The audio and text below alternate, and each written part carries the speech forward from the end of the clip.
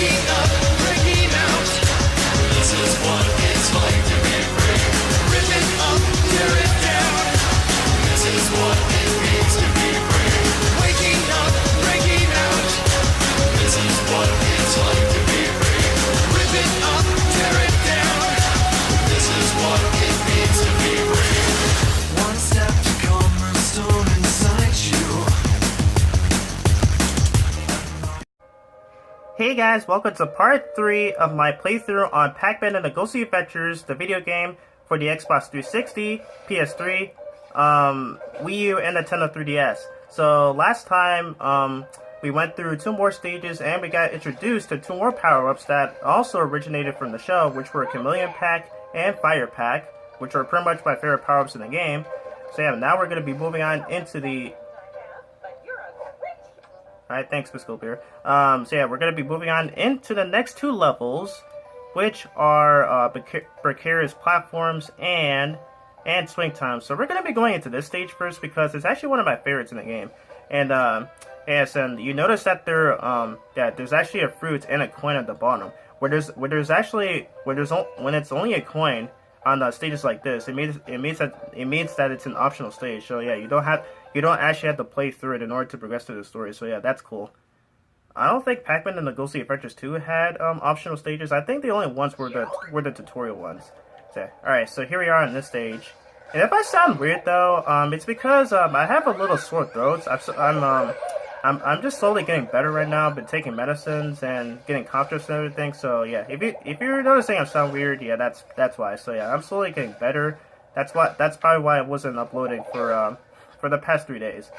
So yeah, it's a good thing. It's a good thing that I'm slowly recovering. Alrighty. Alright, so here we are on this stage, and yep, this stage is once again has some snowing and icy parts and all that. Has snowing and icy parts. So yeah, pretty much like the previous stage. Yeah, but what you just saw there is that you can actually rapid fire the chomp button in order to in order to reach the next platform. So yeah, I believe most people are saying that it's very similar to Sonic's homing attack, and I guess in that retrospect, yeah, it actually kind of is. Like instead of just homing on enemies repeatedly, like you just home in eat ghosts and stuff. So that's cool. That's cool though. All right, so let's take advantage of our invisibility and let's chop this guy. Listen, I really like Chameleon Pack in this game. Like I just love being able to blindside enemy, and I just love how you can easily just blindside enemies without them seeing you coming. So that's really cool. Alright, I believe there's more ghosts here. Yeah. Alright. Take this. Alright, and now we got Fire Pack as well. So this is cool. We got Fire Pack and Chameleon Pack on the same stage. Yeah, that's why I say this stage is one of my favorites. Because you're able to take advantage of your invisibility and then just pretty much scorch the heck out of ghosts. Alright, so here we are in this section, this Sonic Adventure section again. As you gotta hit hit those eyes with the fire. Yeah, because you might want to be careful because if you get hit by those fire, you lose your power up. So yeah, yeah. Apparently that's one of the most wow, that seriously just happened. Yeah, apparently that's one of the most annoying things about this game because there are many times to where there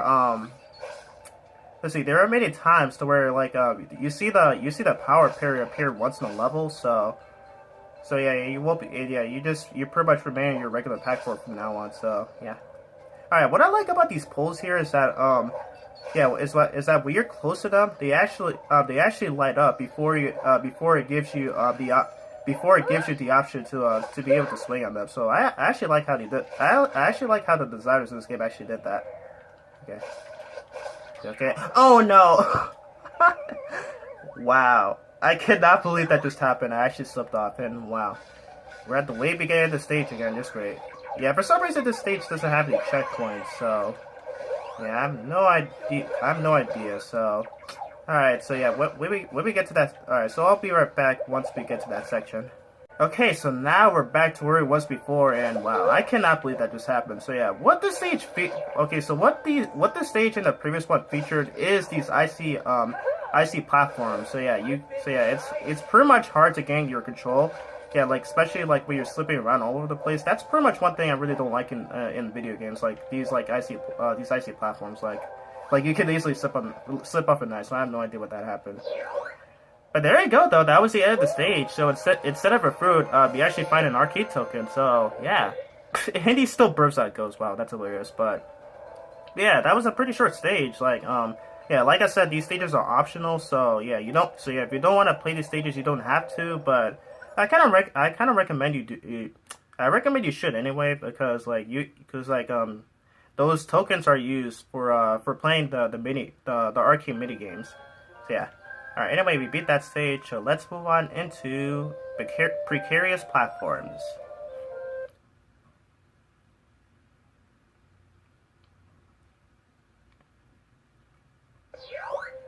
Alrighty, so yep, here's this stage, and it takes place at nighttime, which is a pretty interesting concept. Alright, anyway, let's scare the heck out of these guys, bam.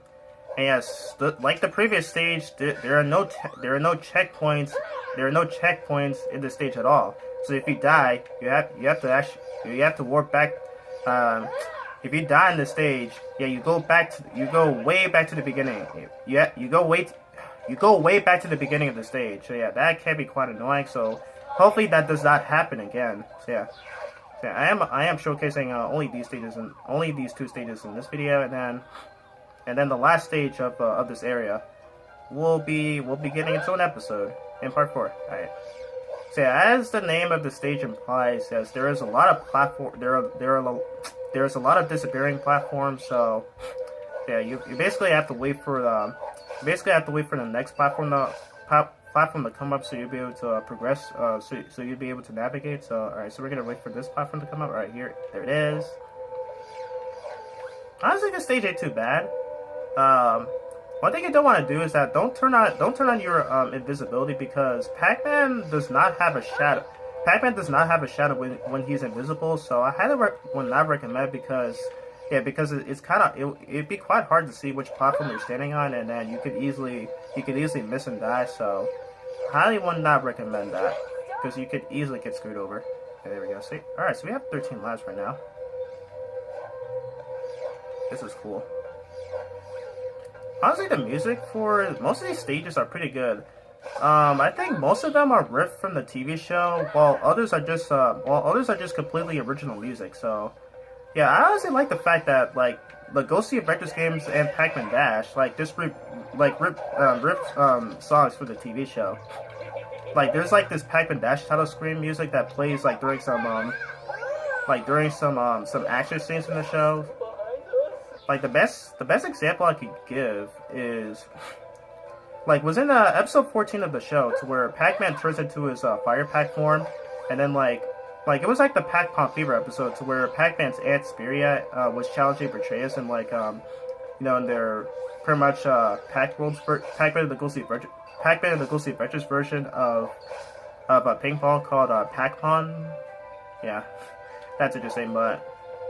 Gotta say that was an interesting episode though, but yeah, the Pac-Man Dash title screen music, it plays during some action scenes, like in that episode where he turns into his fire pack form, and then he starts burning the ghosts and everything, and pretty much Silly and Spiral use their plasma sucker cannons to sucking ghosts inside, inside vice versa, it's just cool though. I just like how they just riff some mini songs from the show.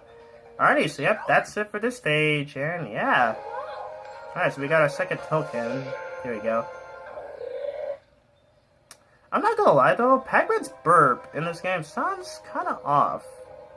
It doesn't really sound as funny as it does in the show.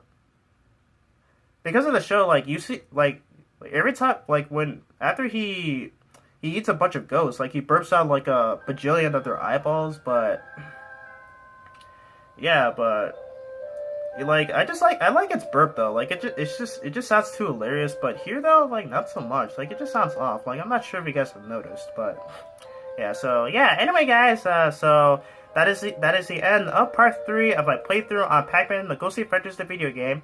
So for the next parts, we're gonna be moving on into the last stage of Pacopolis, which is Hedge Maze.